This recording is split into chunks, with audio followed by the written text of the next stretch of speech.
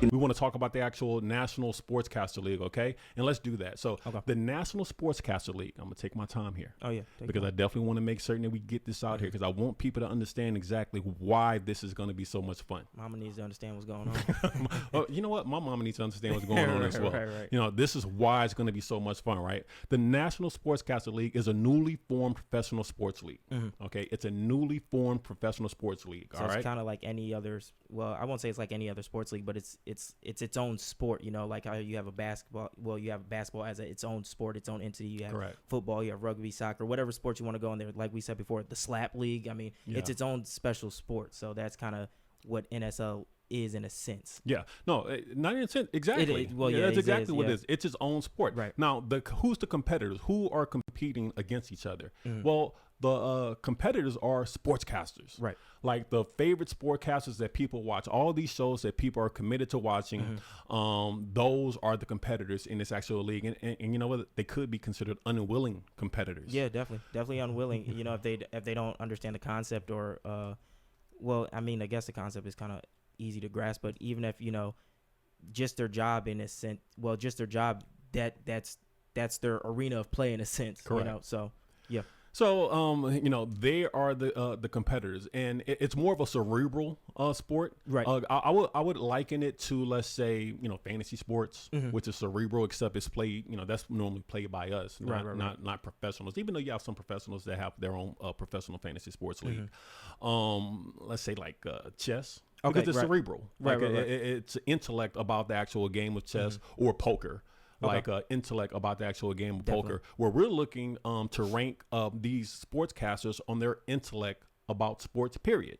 Definitely. Right. These sportcasters, and you know, there's so many to name. I'm not going to name them. I always start with Stephen A. Smith, just because he's so prominent. Like he's so successful at, you know, what he's been able to do. He's been able to convince people that he is the subject matter expert on a number of different sports, football, basketball. I mean, he reports across the board on sports. So, but they've positioned themselves as being the best, but they're positioning themselves as being the best solely based off subjective opinions. Right. You know what I'm saying? So like, you know, and that's kind of contrary to sports as a whole. Right. Because like we always, like, I guess the main point that we're trying to make here is, you know, sports is definitely based on the numbers. It's driven by the data. So what the issues that we kind of want, the issue that we saw is that, okay, we have sportscasters, but there's no data driven behind the sportscasters, kind of, I guess, to kind of rank these sportscasters, you know, if they're good, bad, are they efficient in what they're doing, you know. So I guess the main purpose of the NSL is to actually have this, you know, this quantitative data opposed to the subjective data that, you know, I guess everybody has been going on for years. I mean, since the beginning of, you know, sportcasting time, and just actually having some actual hard raw data that you can actually put up against these sportscasters in a sense, you know, to kind of gauge how they are in a sense. Exactly. And the data has always been out there, right? Right. The data's been out there. We just never really thought to collect it, I think. Yeah, exactly. And I think the genius with the actual National Sportscaster League is that we're going to take the data that's already out there in the field, and we're going to capture that data.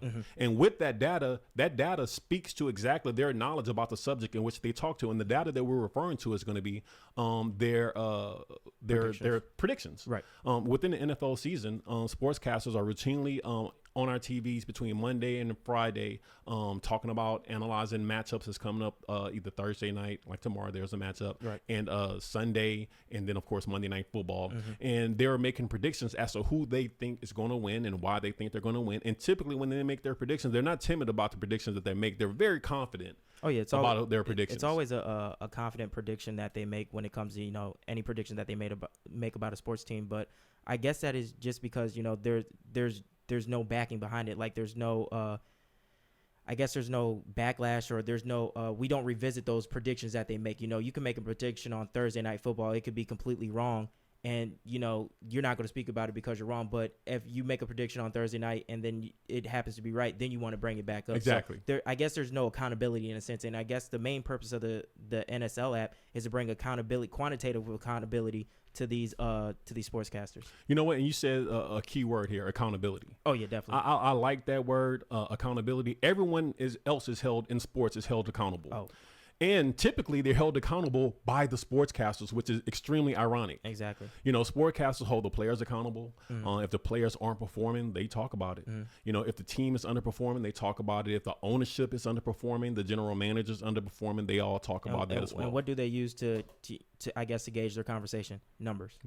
Everything is based on numbers. So what we're trying to do is we're going to try to collect quantitative data. The data that we're going to collect is their predictions. Now, they make the predictions, and we capture the predictions. So the question then becomes, how are you guys involved in the whole capturing? Because I think that's the key right here. Right. Because it's not something that we can do, me and you can do ourselves. Right. It's a crowdsourced opportunity. So we want everyone to get involved with this whole process of capturing that actual data. And like we said before, the app is very simple to use.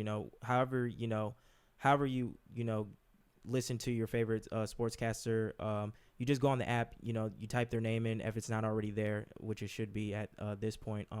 Type their name in, figure out what medium they are that you're watching them on. You enter the prediction of what day and time that you've seen the prediction. You hit submit, and boom, that prediction will forever be in the sportscasters, I guess, in the NSL archive. Yeah. Now you said app, but you jumped it.